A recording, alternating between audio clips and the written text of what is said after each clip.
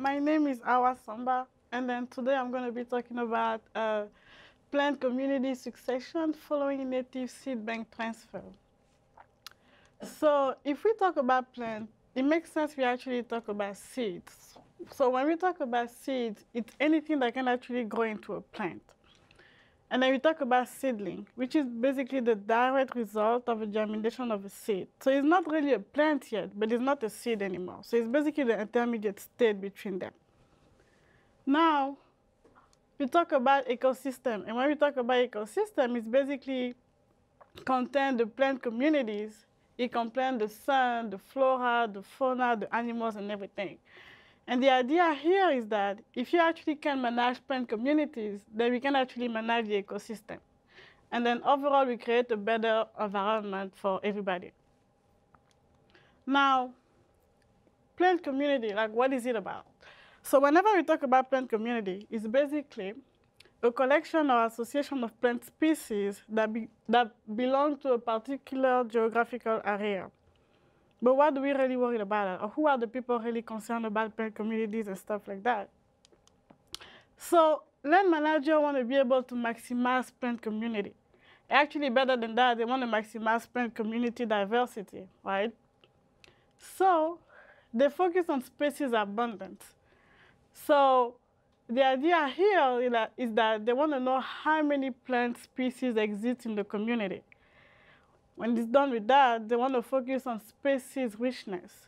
So how diversified is the plant community in the particular geographic area? So they want to maximize the community, but then they want quantity, they also want quality. So how abundant is it going to be, and how rich is the community going to be over time? Most importantly, they want to actually focus on seed bank. Because seed bank, if you think about it, is actually where seed gets stored, and then seed bank is basically stored in the soil. And the idea here is that if you actually move seed bank, then you can actually move a plant community, right? Or if you preserve the seed bank content, then you can actually get to preserve the plant community, right? So, and if you really don't care about land management, maybe you can worry about some plant community dying and you want to be able to actually, I don't know, restore it or maintain it or whatever. Now, if you still don't care about the plant dying, maybe the oxygen that you get from the plant is actually valuable, right? So this is actually where we come into play. Ecologists want to provide a wide variety of strategy to give it to land managers so they can actually apply management. So we are here to develop strategies so land manager can actually be able to maintain plant community over time. So we actually tend to gamble a lot and ask questions such as, what happens if you move the soil from one site to another one? Does the seed bank get preserved? Can this actually enhance plant community establishment? But also, is it cost effective? See, we want good, but we also want cheap, like everybody else, actually. So basically, the idea, again, is that if you maintain the seed bank, then you maintain plant community. If you transfer seed bank, then you actually might be able to transfer the plant community as well. And then nature can actually do that. So seed can get transferred from one side to another one through dispersal mechanism. And by that, I mean the wind, the water, animal or self-dispersal mechanism. So another way you can actually get done is by moving the soil from one side to another one. And then this actually ensures plant community succession, but you also maintain the preservance in seed bank. But again, still thinking about quantity and quality here. We want to maximize plant community. We want the plant community to be rich, but also abundant. And this is the objective of the study, actually.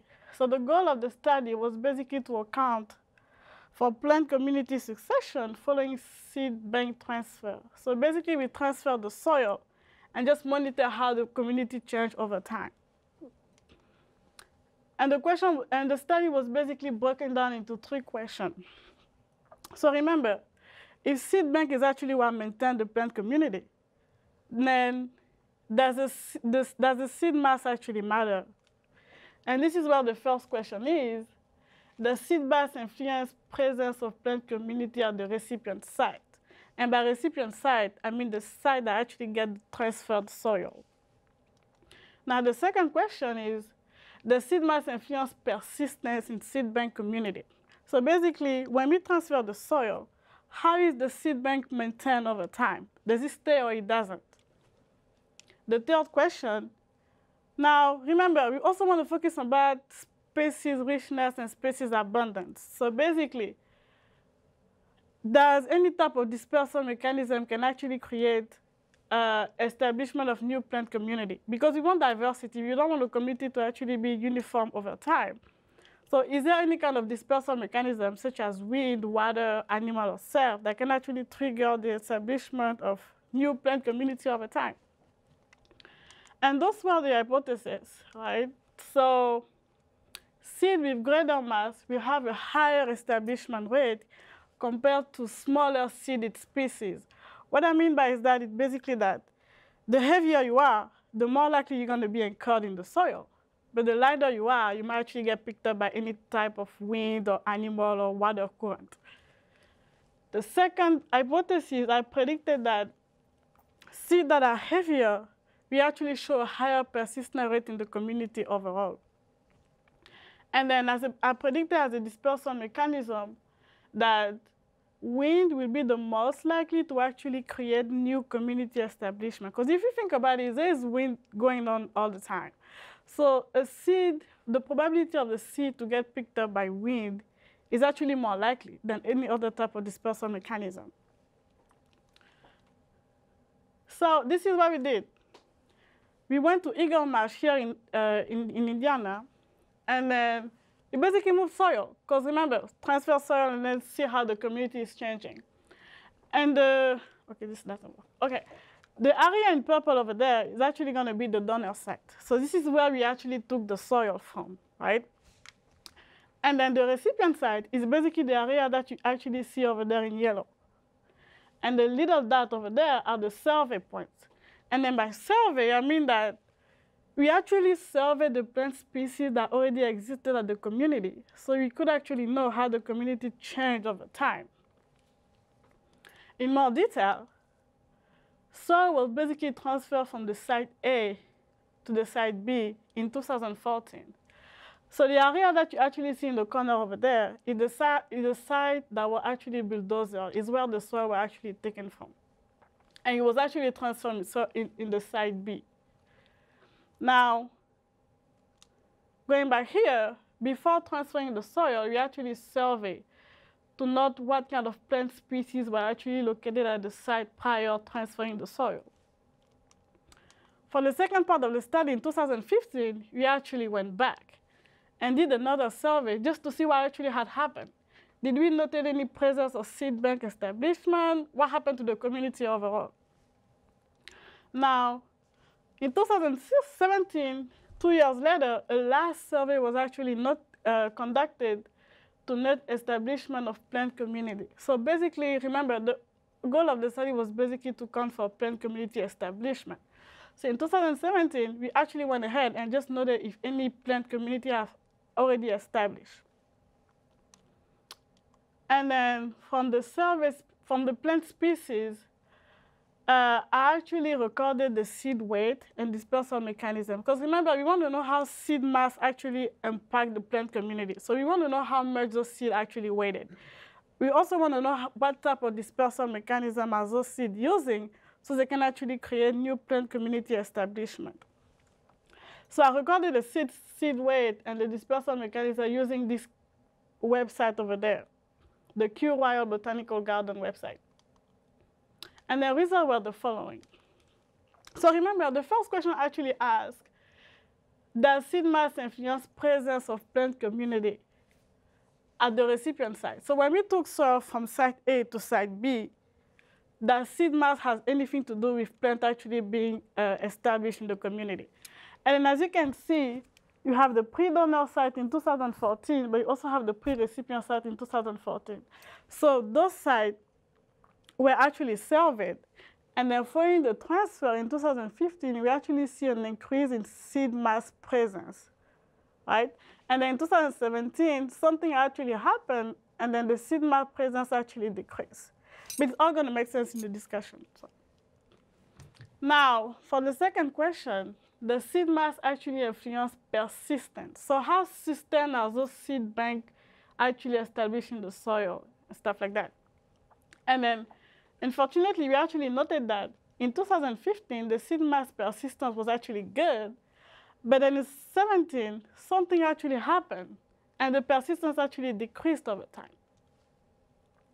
Now, regarding the question if whether dispersal mechanism can actually create new plant community over time, we actually noted like self-dispersal mechanism here actually were more likely to introduce new plant community in the site compared to all the other dispersal mechanisms such as animal, water, or wind.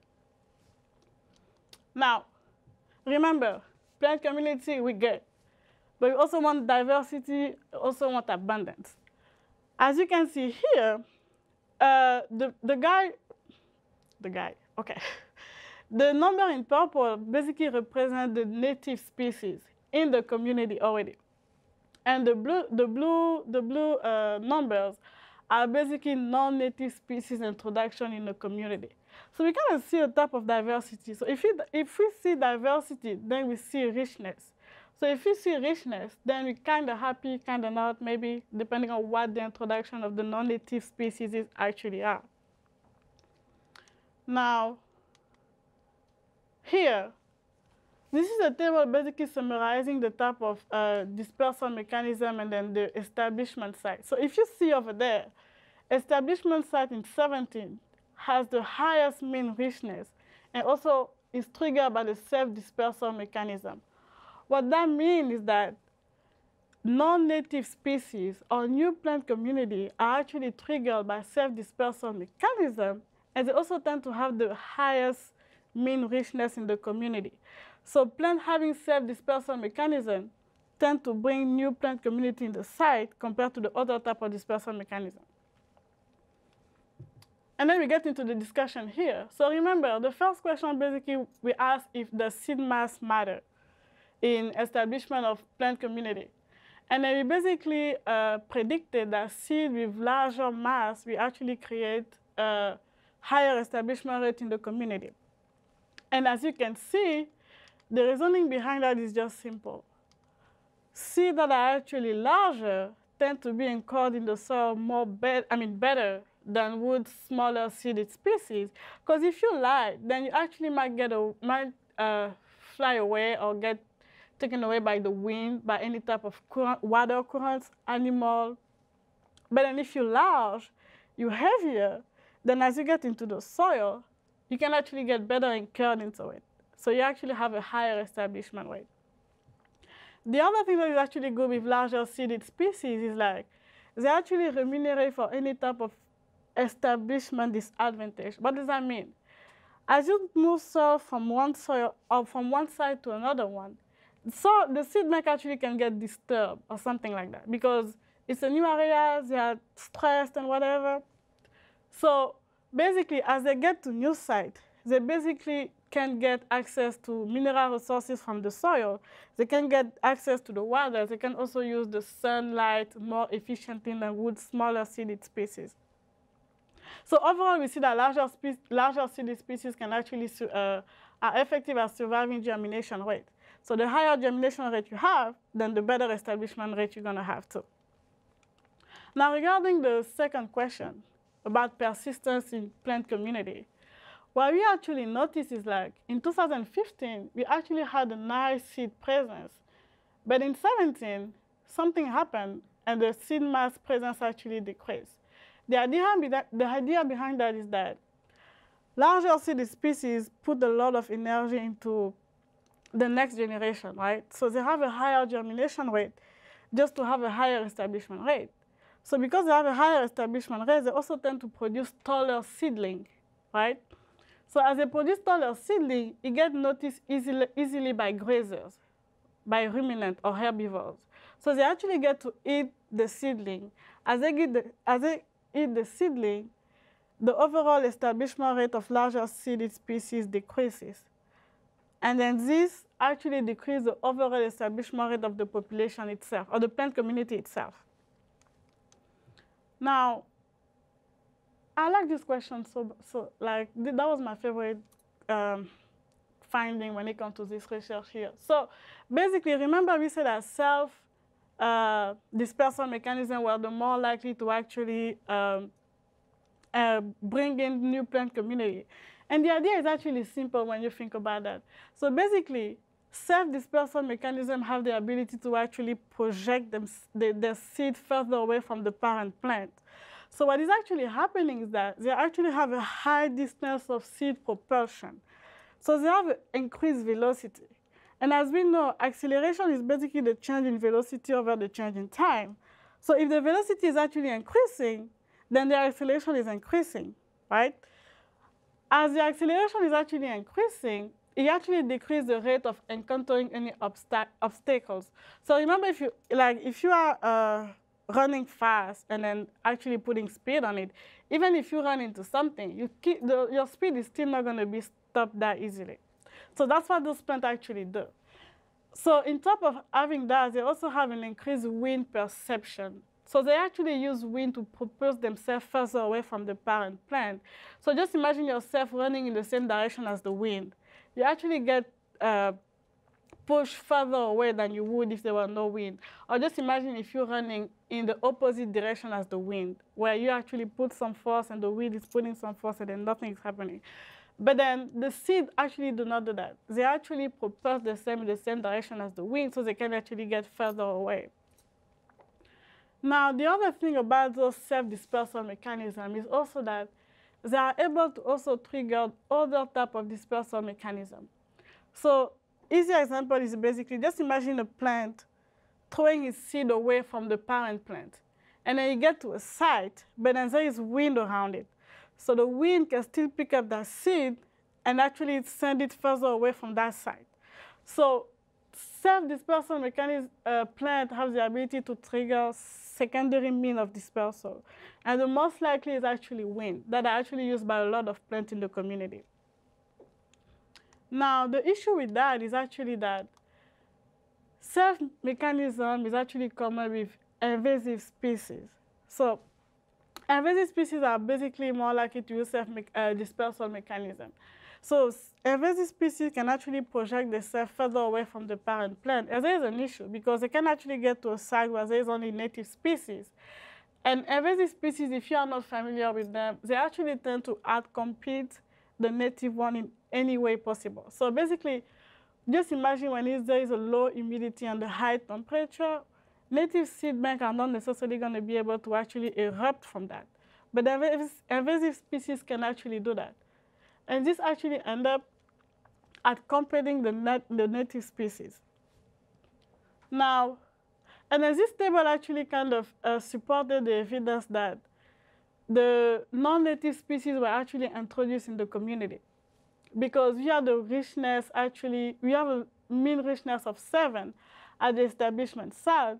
At the establishment site that was actually triggered by self-dispersal mechanism. So this means that self-dispersal mechanism actually brought in the community some type of non-native species. Now, about the future studies, what we can do is actually look at ways to preserve native seed bank community and promote the establishment and establishment only. Because we don't want any invasive species in the community where we successfully just establish plant community. And then we can also look at ways to limit establishment of invasive species because once they get established, it's actually more difficult to get rid of them. But if you find some way to actually prevent their establishment, that would be actually a good thing. So the take-home message is the following. Soil transfer is definitely a good method to actually promote plant community establishment and preserve seed bank. Also, larger seeded species are more likely to engender presence, persistence, and establishment of plant communities. New plant community can be established by plants having self-dispersal mechanism and actually promote plant species diversity. But those self-dispersal mechanisms can also promote establishment of invasive species over time. Now, I want to thank Dr. Marshall, because since last semester, like we were going, I actually feel at one point you were frustrated because I wasn't then picking up the speed. But definitely thank you to Dr. Marshall. Like, he knows so much about ecology and the field of plant that always feels stupid talking to him. Also, Dr. Gillespie, and then all the students who before me collected the data and did the soil transfer too. Thank you. Question.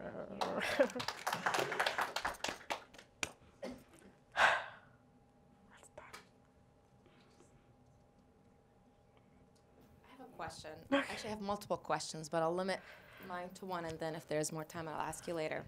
So out of curiosity, so you picked up on the research that kind of already started, right, at Eagle Marsh, and you were studying the soil transfer from one part of the area to another part of that same area, correct? Or no? I think it was from one side to another side. To another side in the same Eagle Marsh. In the same Eagle Marsh. So what if a seed soil transfer from a completely different region, bringing it back to a different home, how would it have similar results or no? Because of the whole weather, all these other, the climate change, would it survive? Would it be a successful transfer or not? Well, remember that the transfer is good, but then we want establishment. So they can actually transfer because they're actually established. And I think your question is actually relating back to dispersal mechanism, actually being able to bring seed into the new site. So I'm not sure if I understand your question. Like, are you talking about if they're actually going to establish, or if is it going to be? I might be using the wrong term, so I'm sorry if I am. Okay. Like, let's say, for example, so when I started reading your research, your abstract, and looking at this, made me think, like, what if there are many plants that, you know, or vegetables, fruits, whatever it is, back home, my home, that I would love to have here in America? Would I be able to do something like that? But it's a completely different climate, completely different atmosphere for that soil over there versus the soil here. Does that make sense? Depending on the type of soil, you actually might be able to do that, or you might not be able to do that. And then most of the time, plants that are actually brought from home tend to be invasive to the plant here. So maybe they can actually grow and outcompete the native one, and we don't want that. But they can actually grow and just be, I don't know, friendly with the plant species here. So yeah, you can actually definitely do that. Yeah, I think so. I'm not sure, but I think so. Yes. 2 questions. So the first one is, when you had the data about the different dispersal mechanisms that the plants had, how did you figure that out? Because you went, if I'm understanding correctly, you went back to the site a few years later, and then you figured out how they had dispersed. How do you figure that out? Are you talking about what is it? No. This table here? So remember, I actually used the website and recorded the seed weight and also the dispersal mechanism of each seed present at the site. So for example, if you look at animal here, there's a type of seed that is more likely to be dispersed by animal, and they also have a seed weight attached to it. So by taking the mean seed weight of that seed population that can actually be dispersed by animal, I can actually generate a graph for each species found at the site. Okay. So it's not that those seeds were literally dispersed by animals. You're just predicting based on. Yes. Got it. Okay. All right. Okay. Okay. Thank you. And then, so then my other question is, so you found that the lighter seed weight was less likely to be established when you moved the seed bank, right?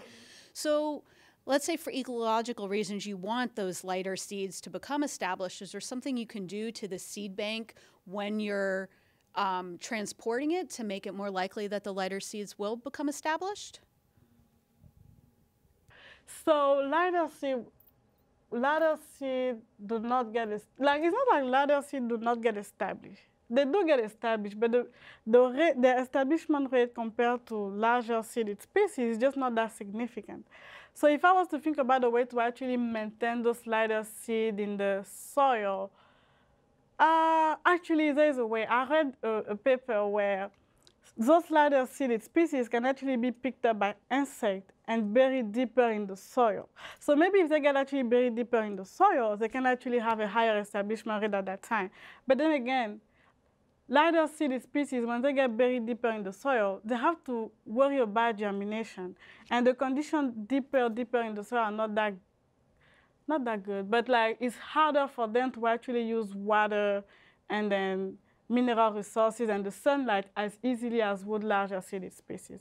But definitely maybe burying them deeper in the soil can actually help into actually promoting their establishment rate, if you think about it, maybe. Other questions?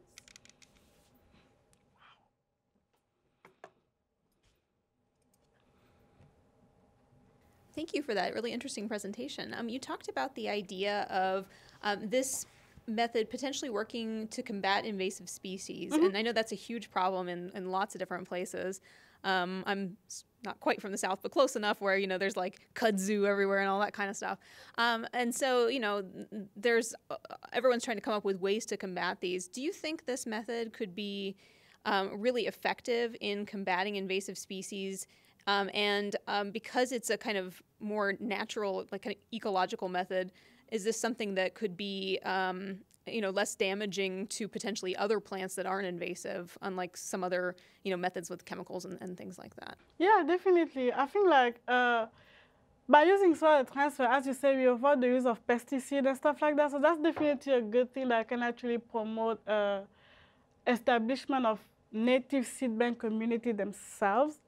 But then also another way we can actually limit the introduction or maybe just promote the non-establishment of native species, non-native species can actually be by maybe, let me think about it, by using some type of plastics. I read this somewhere, where you can actually use some type of plastic and then cover the roots close to the native seeded species so that when invasive species seed can actually come to the soil, they don't get established because there's that plastic and then they can actually grow from that. And then another thing can actually be using mulch. I don't know if I'm using the right English word here, but it's a type of wooded plant that you can actually put around the plant so that when the invasive seed species actually come into the native soil, it's not going to prevent the way at which they can actually grow, but it can actually slow it down. If you see what I mean? Thank you. That's, yes, I think so. So yeah. Other questions? Thank you very much. This is great.